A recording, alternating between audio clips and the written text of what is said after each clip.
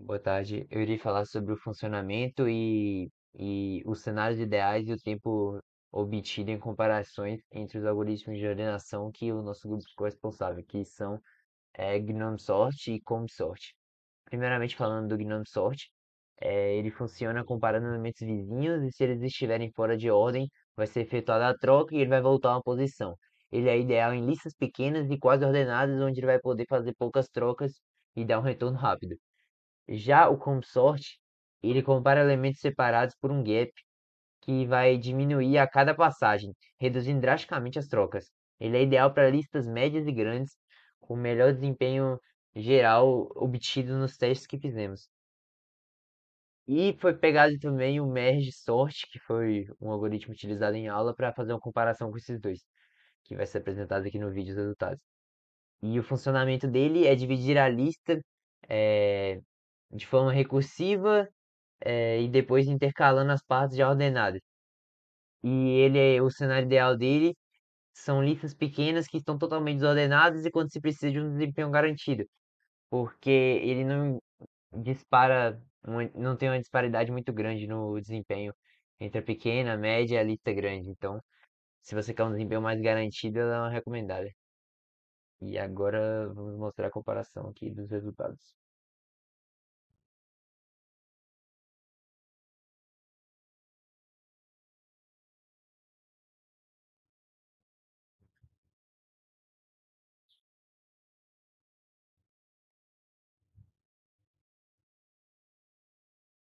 Aqui foram feitos testes com tamanho no 100, no 1000 e em 10.000, e os resultados estão no terminal. Hum,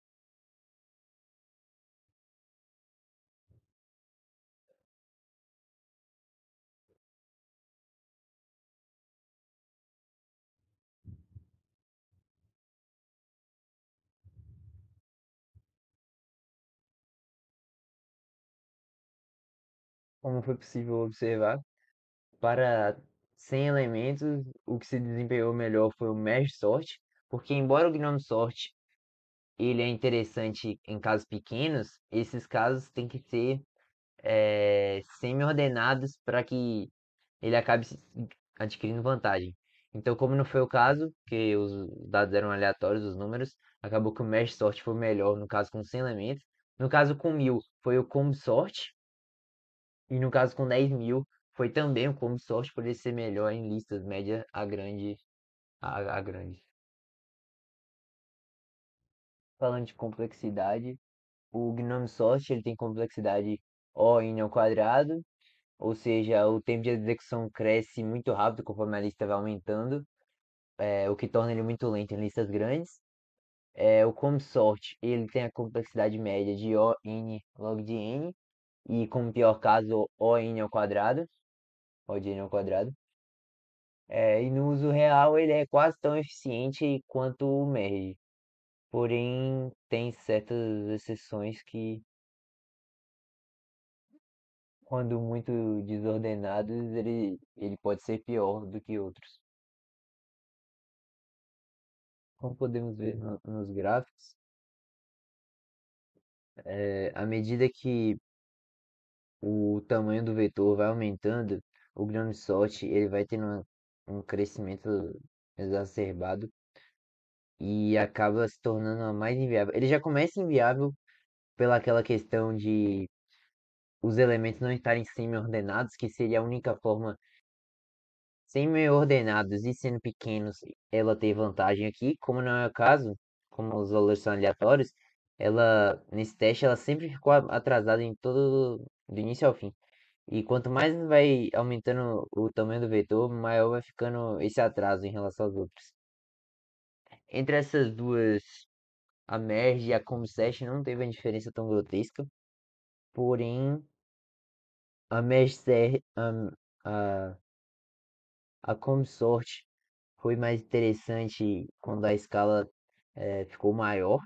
Então, quando o tamanho do vetor era maior ou médio, ele se saiu melhor do que o merge sort. Só que o merge sort, de forma geral, ele é mais constante. Então, ele não tem um caso que ele é muito ruim, nem um que ele é absurdamente bom. Ele fica meio constante pela, pela forma como ela funciona. Então, pelo merge sort ter complexidade garantida de ON log de N, acaba que ele é mais previsível e mais eficiente de forma geral.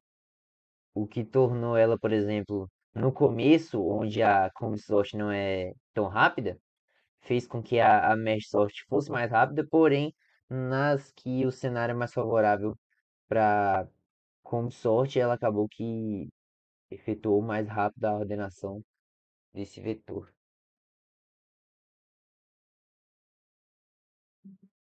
Bom, esse é o nosso algoritmo de ordenação Gnome-Sort. Primeiro a gente recebe um vetor aqui como parâmetro, que vai ser o vetor a ser organizado, um vetor de inteiros. A gente começa com o índice zero para controlar o índice, essa variável. E enquanto o índice for menor do que o tamanho do array, a gente vai executar as instruções, ou seja, a gente vai passar por todo o array executando instruções vezes o tamanho do array. Primeiro a gente precisa verificar se o índice foi igual a zero. A gente simplesmente, ou seja, se for a primeira vez que está rodando o while, a gente vai atribuir índice mais mais, porque a gente não vai conseguir comparar, já que a lógica do Gnome Sort é comparar o índice atual com o índice anterior, e com o índice zero a gente consegue comparar com o índice anterior. Então, se for esse caso, a gente só acrescenta mais um, ou se o índice já estiver ordenado, né, a gente também acrescenta mais um, se os valores já estiverem em ordem. Se não estiverem em ordem, a gente vai pegar a variável temp para guardar o valor do índice atual, a gente vai alocar o valor do índice anterior ao índice atual, e a gente vai alocar o índice anterior com o valor da temporária, que é do antigo índice atual, e a gente vai diminuir o índice.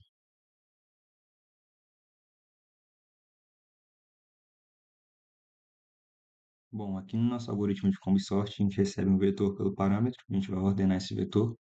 A gente tem a variável para guardar o tamanho do array, a variável de gap, que vai ser inicialmente o tamanho do array, depois a gente vai decrementando dela, e uma variável trocado, que basicamente a gente vai controlar aqui em nosso laço while. Bom, primeiro, a gente vai começar sempre reduzindo o gap, é, vai ser sempre um valor inteiro, resultante do valor de gap dividido pelo nosso fator. A gente escolheu aqui 1.3 por questões de eficiência. E se o gap for menor que 1, quando a gente reduzir, a gente vai sempre verificar. Se ele for menor que 1, a gente atribui ele novamente a 1. Inicialmente a gente deixa trocado aqui como false antes de repetir o nosso loop. E aí a gente vai verificar se o tamanho do array, se o índice é, se o array no índice i for maior do que o array no índice i mais o gap, ou seja, pelo menos, no mínimo a gente vai comparar com a próxima posição, ou quanto maior for o gap, com uma posição sempre maior. Se for maior, a gente vai ter que realizar a troca. A gente tem a variável temporária aqui do índice atual. O índice atual vai virar o índice que a gente comparou lá no, que é o índice i mais o gap. E depois a gente vai trocar é, esse valor do índice I mais o gap para a variável que era do índice atual anteriormente, né, que foi virar temporária, e a gente marca a nossa variável trocado como true, ou seja, a gente de fato fez uma troca aqui dentro do laço. Bom, O while ele para quando o gap for menor que um ou quando trocado for igual a true.